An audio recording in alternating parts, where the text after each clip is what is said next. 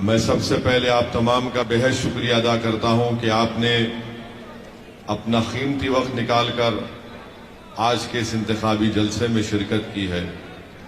मैं आपके सामने इसलिए आया हूं कि आप तमाम से दरख्वास्त कर सकूं कि 4 दिसंबर के दिन आप तमाम लोग अपना एक एक वोट हाजी रईस अहमद और मोहतरमा शबनम के हक में इस्तेमाल करें। बल्ली मारान से मोहम्मद उबैद साहब और वार्ड नंबर 233 से हमारी बहन मोहतरमा मुनाजरा राशिद अली के हक में इस्तेमाल करें। इनका सिंबल, इनका इंतखाबी निशान पतंग है।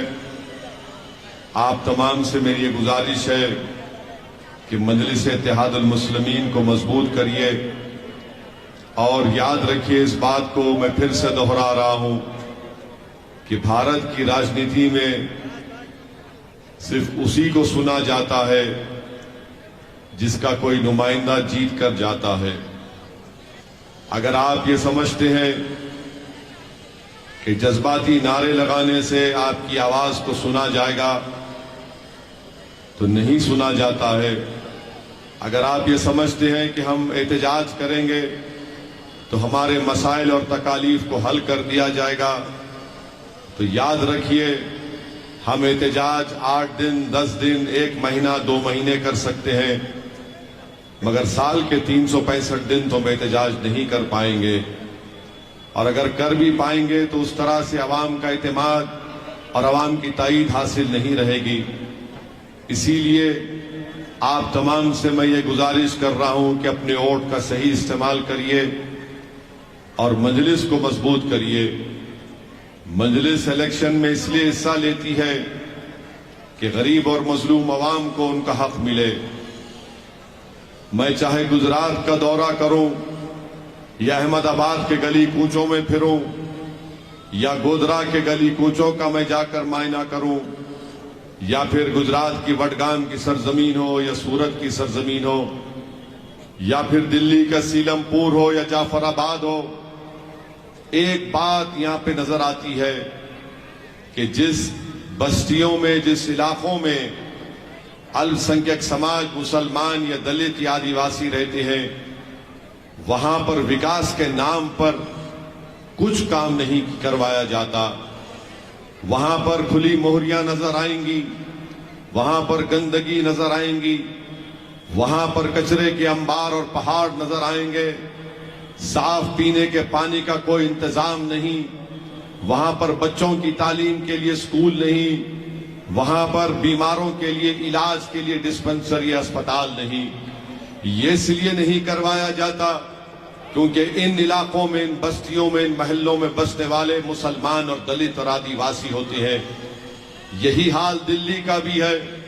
तो इसीलिए हम आपसे अपील करने आए हैं कि इन तकालीफ को अगर आपको दूर करना है तो आपको यहां से हाजी रईस अहमद के हाथ को मजबूत करना है, ताकि आपके इस वार्ड में, सीलमपुर में ये डेवलपमेंट के काम करवाए जाएं।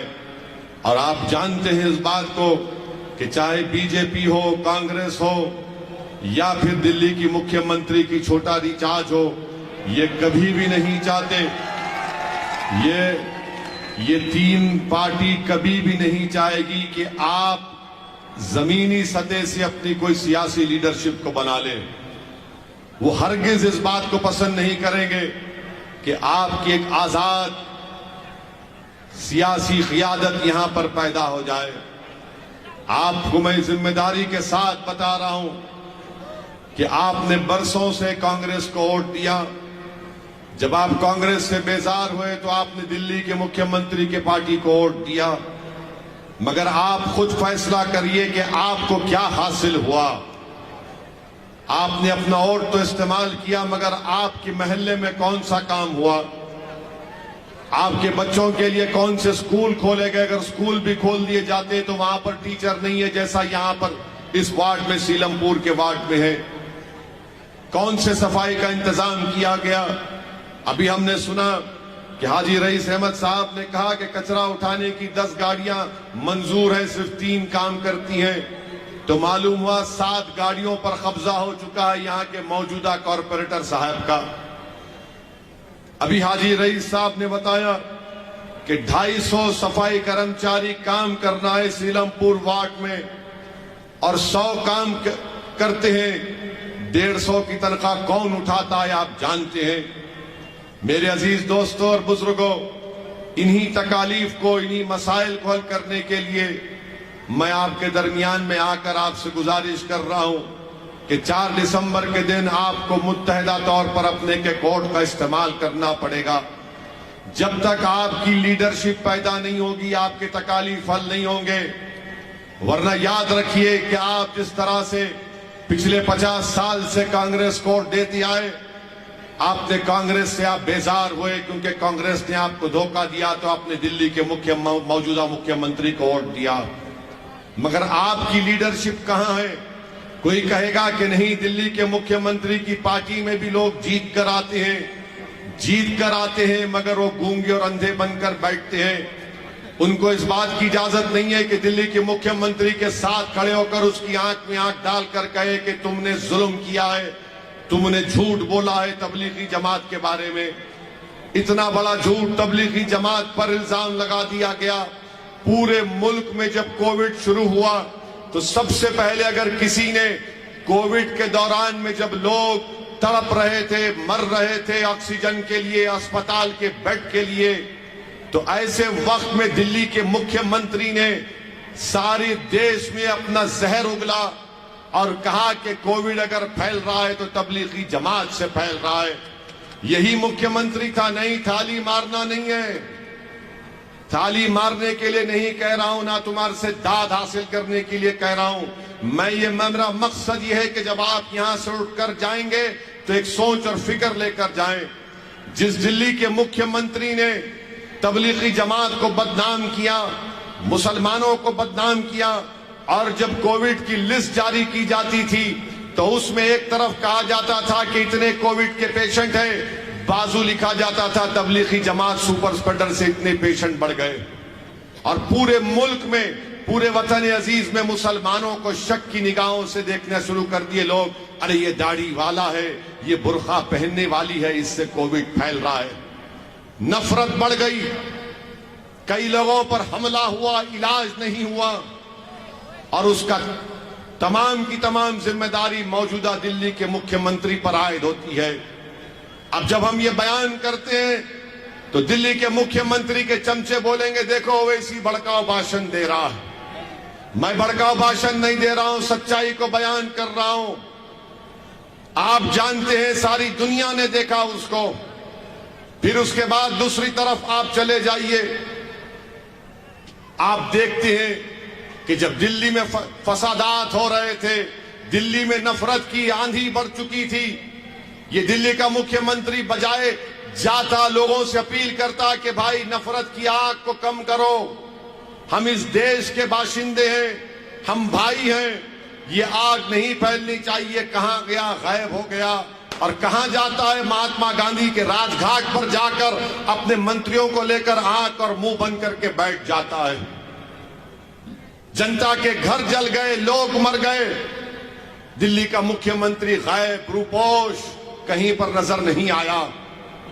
तीसरी मिसाल इसकी आपके सामने है कि शाहीन बाग का एहतजाज चल रहा था, CAA के खिलाफ हम सब ने एहतजाज किया और दुनिया ने देखा कि मैं और इम्तियाज जलील ने नरेंद्र मोदी के 300 MPओं के सामने लोकसभा में उनकी आंख में आंख डालकर कहा कि CAA का कानून भारत के संविधान के खिलाफ है, ये काला कानून है। हमने उस कानून के कागज को फाड़ दिया।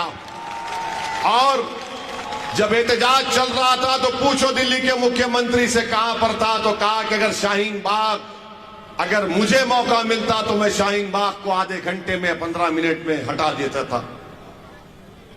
फिर दिल्ली के फसादात में इन्हीं की पार्टी का एक शख्स जो बीजेपी में चला गया, उसने नारा लगाया देश के गद्दारों को गोली मारो। उसके खिलाफ FIR दर्ज नहीं करवाता, मगर तबलीगी जमात के खिलाफ FIR दर्ज कराते हैं मुख्यमंत्री। मेरे अजीज दोस्तों और बुजुर्गों, ये दिल्ली के मुख्यमंत्री का असली चेहरा है। ये दिल्ली के मुख्यमंत्री की असली सोच है। ये दिल्ली का मुख्यमंत्री जरूर बन गया गलती से, मगर याद रखिए ये 2013 का नरेंद्र मोदी है। ये आगे चलकर नरेंद्र मोदी के रिकॉर्ड को तोड़ना चाहता है। आप समझते हैं कि मैंने ये फ्री दिया, ये फ्री दिया, कोई फ्री नहीं दिया, कोई जेब से नहीं दे रहा है, जनता का पैसा है, किसी के बाप का पैसा नहीं है ये। अगर सब चीज फ्री दिया तो बताओ यहां पर स्कूल में टीचर क्यों नहीं है, यहां पर गंदगी क्यों है, यहां पर पीने के पानी का इंतजाम क्यों नहीं है? तो मालूम होगा कि नहीं, यहां पर टोपी वाले रहते हैं, यहां पर बुर्का पहनने वाली रहती है, यहां पर दलित बसता है। इसलिए यहां पर जब आएंगे, यहां पर जब केजरीवाल आएगा तो बोलेगा भाजपा को हराना है, हमको वोट दो। और जब दूसरी जगह जाएगा बोलेगा मैं पार्क बना दिया, मैं मेट्रो बना, वो स्कूल बना दिया, पानी की लाइन कर दिया।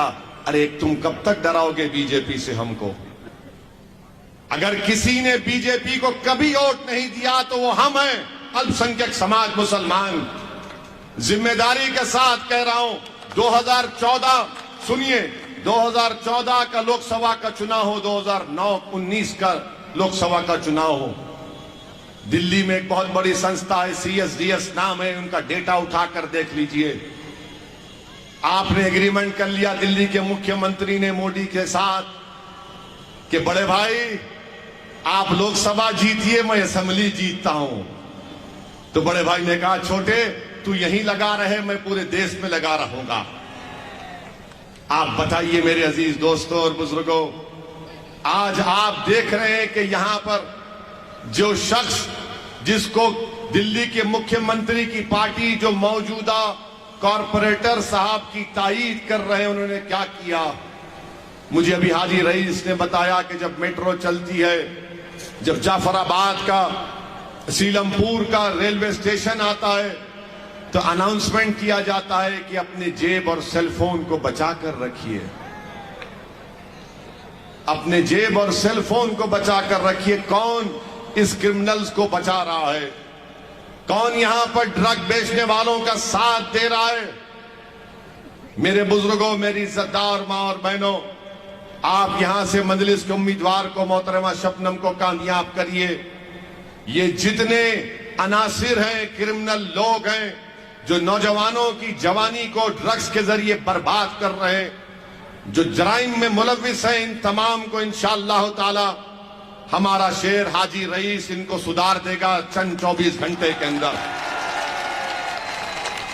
मेरे अजीज दोस्तों और बुजुर्गों, आप देखते हैं कि हर जगह पर यही कोशिश होती है कि मजलिस का उम्मीदवार कामयाब ना हो। इसमें कांग्रेस, इसमें दिल्ली का मुख्यमंत्री और बीजेपी तीनों में एक पॉइंट पर मुत्तफिक है कि मजलिस ना जीते, कोई भी जीत जाए। मैं आपसे अर्ज कर रहा हूं कि अगर आपकी आवाज नहीं होगी तो आपकी तकालीफ को कोई नहीं सुना जाएगा। अगर आप अपने वोट से अपनी पार्टी के कैंडिडेट को कामयाब करेंगे तो आपकी वोट की अहमियत होगी। जमहूरियत ये नहीं है कि आप 50 साल से किसी को डालते रहें। हम बीजेपी को हराने के लिए वोट डालते हैं तो कांग्रेस को वोट डाला, बीजेपी नहीं रोक पाए, फिर हमने कांग्रेस से तंग हो गए तो इनका साथ दिया, तब भी भाजपा जीतती है। आप बताइए फिर आपकी वोट की अहमियत और कीमत क्या है? हां, आपके वोट की कीमत बढ़ेगी जब आप मुत्तहदा तौर पर पतंग के निशान पर बटन लगाएंगे दिल्ली के MCD के चुनाव में। और मुझे यकीन है कि आप इंशाअल्लाह ताला अपना एक वोट का सही इस्तेमाल करेंगे। याद रखिए कि असदुद्दीन ओवैसी की जज्बाती तकारीर से कोई तब्दीली नहीं पैदा हो सकती। अगर तब्दीली पैदा होगी तो आपके सियासी शऊर के बेदार होने से पैदा हो सकती है। अगर जमीन पर इनकलाब पैदा होगा तो आपके मुत्तहदा पतंग के निशान पर वोट दबाने से होगा। अगर आप ये समझ रहे हैं कि हम ओवैसी को सुनने आए हैं तो सुन के क्या फायदा, उस पर अमल भी तो करना पड़ेगा। सुनकर क्या फायदा, उस पर अमल करना पड़ेगा 4 तारीख के दिन। हां, मैं पुकारता रहूंगा जब तक अल्लाह जिंदा रखेगा, मैं तो आपकी लड़ाई लड़ता रहूंगा। मगर आपसे पूछना चाह रहा हूं मेरे इज्जतदार मां और बहनों, ट्रिपल तलाक का मसला आया तो ओवैसी को बोलना चाहिए, हम बोले हैं। यूएपीए का कानून आया तो हमने उसके खिलाफ में वोट दिया। लोग बोलते ओवैसी क्या बोलेगा। CAA का कानून आया तो कहा गया कि ओवैसी बोलेगा या नहीं बोलेगा, हमने बोला। इखलाक को मारा गया, पीटा गया तो कहा गया कि ओवैसी बोला या नहीं बोला। पीलू खान को मारा गया तो पूछा गया कि ओवैसी ने बोला या नहीं बोला। यूनिफॉर्म सिविल कोड की बात आई तो आपने कहा कि ओवैसी बोला या नहीं बोला, तो हमने बोला। पार्लियामेंट में महंगाई का मुद्दा आया तो सबने पूछा कि ओवैसी ने भाषण में क्या बोला, वो देखा, हमने बोला देखो। हर मसले पर हम बोलते हैं और जो खामोश बैठे रहते हैं वो चुनाव में आकर कहते कि ओवैसी के लड़ने से फुला को फायदा पहुंचेगा। मैं आपसे अर्ज कर रहा हूं, अगर आप खामोश रहने वालों का साथ देंगे तो याद रखना मेरी इस बात को, तुम हमेशा के लिए तुमको ये लोग खामोश कर देंगे। अगर तुम लड़ने वालों का साथ दोगे तो तुम्हारी आवाज, तुम्हारी तकालीफ सारे भारत में गूंजेगी। अगर खामोश रहने वालों का साथ दोगे तो हमेशा के लिए खुदा ना खास्ता हमको खामोश कर देंगे।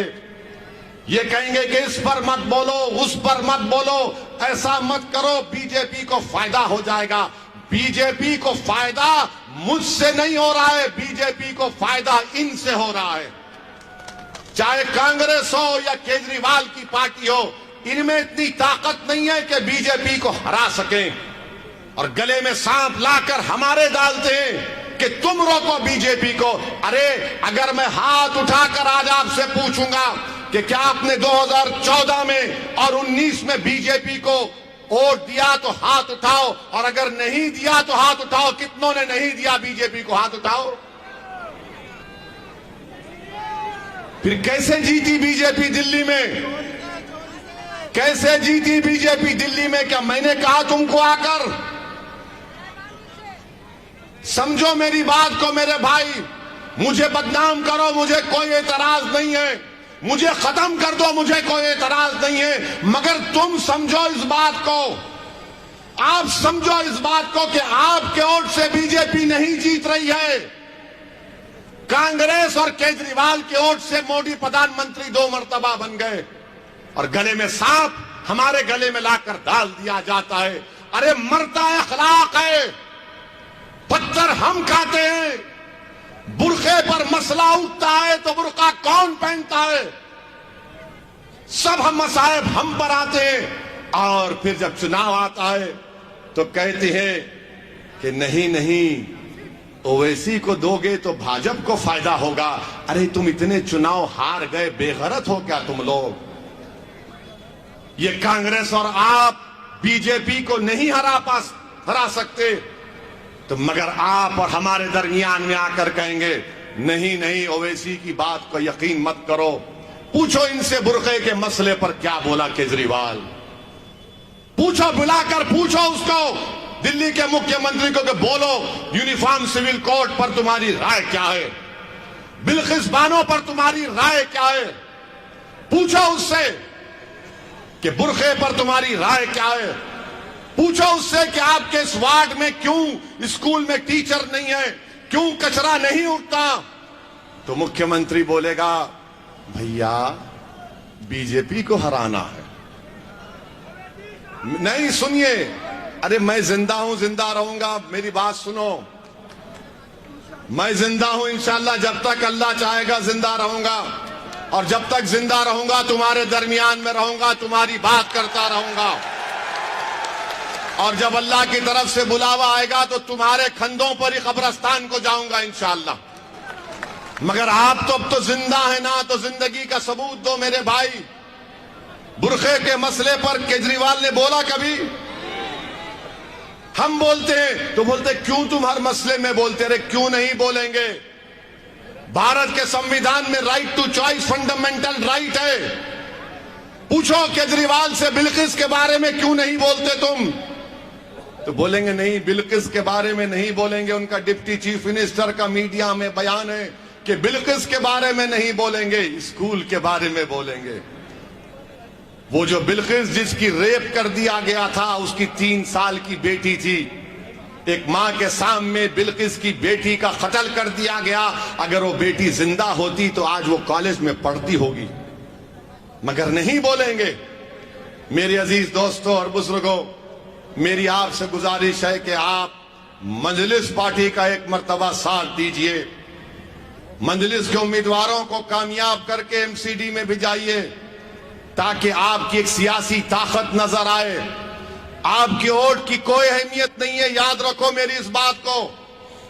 अगर आप समझ रहे हैं कि आपकी वोट की अहमियत है, आपकी वोट की कोई अहमियत नहीं है।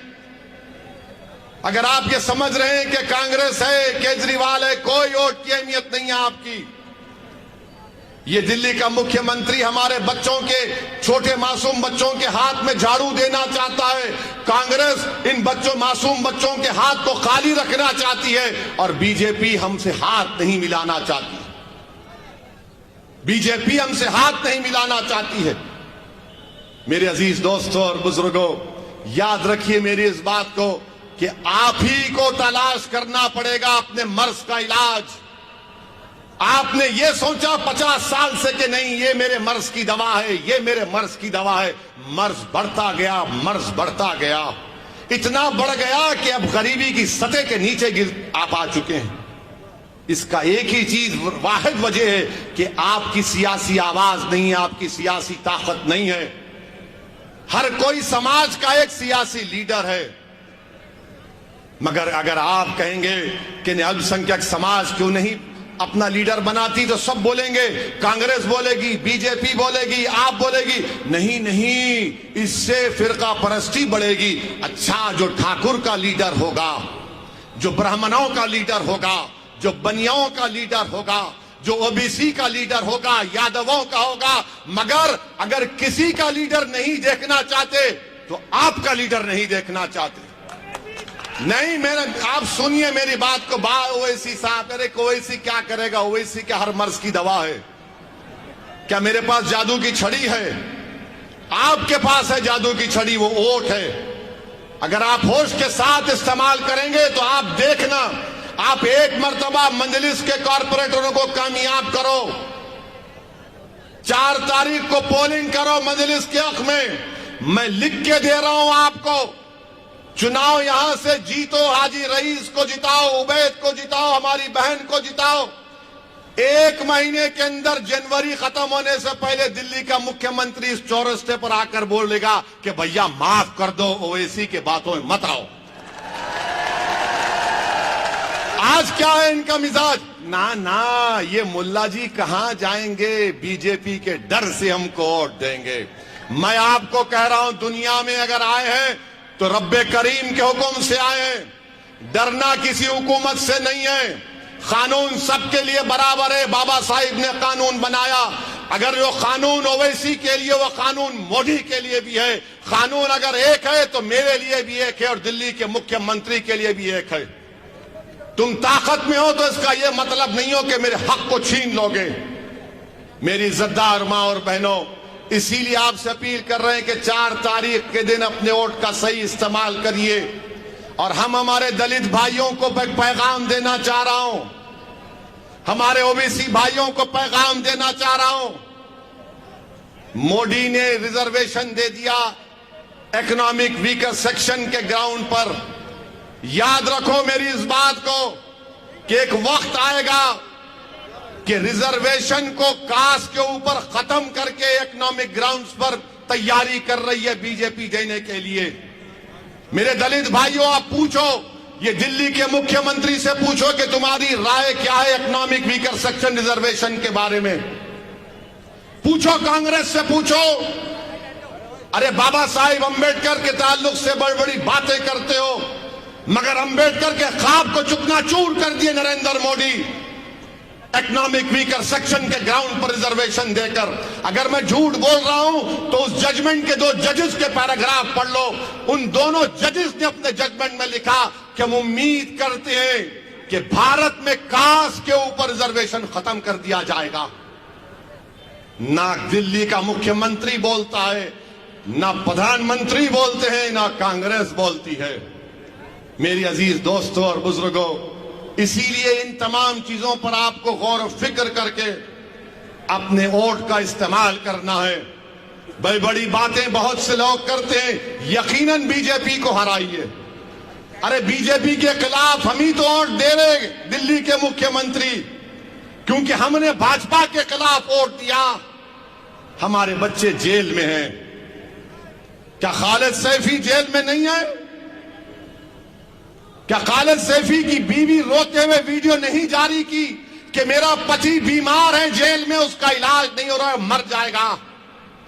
क्या आपकी आंख खोलने के लिए काफी नहीं है कि खालिद जेल में है, उसकी पत्नी वीडियो जारी करती है इलाज के लिए, और ये दिल्ली के मुख्यमंत्री का एक मंत्री जेल में है तो उसके पैरों को तेल लगाया जा रहा है।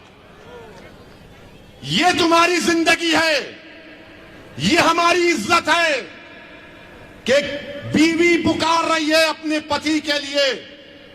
उससे बड़ा इल्जाम दिल्ली के मंत्री के ऊपर है, ईडी का केस है उसके ऊपर, मगर उसको जेल में तेल लगाया जा रहा है।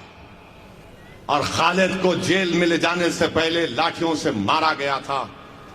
आप आज अगर आंख नहीं खोलेंगे तो कब खोलोगे? जब कयामत आओगी, जब होश में आओगे आप? कब होश में आओगे आप? बताओ मेरे को। मेरी अल्फाज अगर आपको तकलीफ पहुंचा रहे हैं तो मुझे माफ कर देना एक पागल समझकर, मगर मैं आपको अपना समझकर अपनों के दरमियान में खड़े होकर अपनी दिल की तकलीफ को बयान कर रहा हूं, सच्चाई को बयान कर रहा हूं। आज उठने का वक्त है। अपने वोट की कीमत को जानो, अपने वोट की अहमियत को जानो। अगर आप गरीब हैं, कमजोर हैं, मजलूम हैं, तो फिर वोट की अहमियत को समझो। आपको वोट को इस्तेमाल करना पड़ेगा अच्छी तरीके से। और 4 दिसंबर के दिन अपना एक वोट पतंग के निशान पर लगाइए। कामयाब करिए हाजी रईस को बल्ली मारान से, ओखला से, जहां जहां मजलिस के कैंडिडेट खड़े हैं। और उस पर भी मीडिया हमसे सवाल करता, जो छोटे रिचार्ज के चार्ज के ऊपर है। सुन लो मीडिया वाले, जो छोटे रिचार्ज के चार्ज पर काम करते हैं, तुम आकर हमसे सवाल करते हो कि आप 16 सीट खड़ा किए तो भाजपा को फायदा पहुंचेगा। अरे मीडिया वालों, कितनी मलाई खाओगे तुम छोटे रिचार्ज की? कितनी मलाई खाओगे छोटे रिचार्ज की? 250 एमसीडी की सीटें हैं, 16 हम लड़ रहे हैं, बाकी पे बोलो जीत जाओ, ये 16 छोड़ दो। तो बोलेंगे नहीं, ओवैसी की पार्टी का एक भी नहीं जीतना चाहिए। मेरी इज्जतदार मां और बहनों, मेरे बुजुर्गों, मेरी आपसे अपील है कि ये लड़ाई हमको और आपको मिलकर लड़ना है। ये रास्ता आसान नहीं है, कठिन है, मगर मंजिल को पा सकते अगर जिसके पास हौसला और आजम होगा, जिसके पास जिद होगी, जिसके पास एक धड़कता हुआ दिल होगा। जो इंसान है, जो देखेगा तकलीफ को देखकर उसकी आंख में आंसू पैदा होते हैं, वो जरूर मुझे यकीन है कि मंजिलिस को वोट देगा। हाँ, अगर कोई होगा जो ड्रग्स को बढ़ाना चाहता है, जो गुंडागर्दी को बढ़ाना चाहता है, तो वो जाएगा दिल्ली के मुख्यमंत्री के ताईदी उम्मीदवार के लिए। मगर अगर कोई शराफत चाहता है, तरक्की चाहता है, अमन चाहता है, विकास चाहता है, तो हाजी रईस का साथ देगा, मजलिस का साथ देगा। तो मैं आप तमाम से अपील करता हूं कि 4 दिसंबर के दिन सुबह के अवलीन वक्तों में आप अपने घर से निकलिए और अपना एक वोट पतंग के निशान पर बटन दबाकर अपने इत्तेहाद का सबूत दीजिए। क्या आप तमाम इंशाअल्लाह पतंग को वोट देंगे 4 दिसंबर के दिन? तो हाथ उठाकर बता दीजिए कि आप मजलिस को वोट देंगे। आप तमाम लोगों को बताइए। अगर आज जितने लोग यहां पर आए, आपसे अपील है कि एक एक आदमी जो यहां पर है वो 5-5 लोगों की जिम्मेदारी ले ले, बूथ पर जाए, बूथ पर वोट डाले, जनता को, अपने दोस्त को, रिश्तेदारों को लेकर जाकर वोट का इस्तेमाल करवाए। और मजलिस की कामयाबी आपकी कामयाबी होगी, आपके इत्तेहाद की कामयाबी होगी। आपका बेहद शुक्रिया कि आप अपना वक्त निकाल कर आए। अस्सलाम वालेकुम व रहमतुल्लाहि व बरकातहू। नारे तकबीर। अस्सलाम वालेकुम।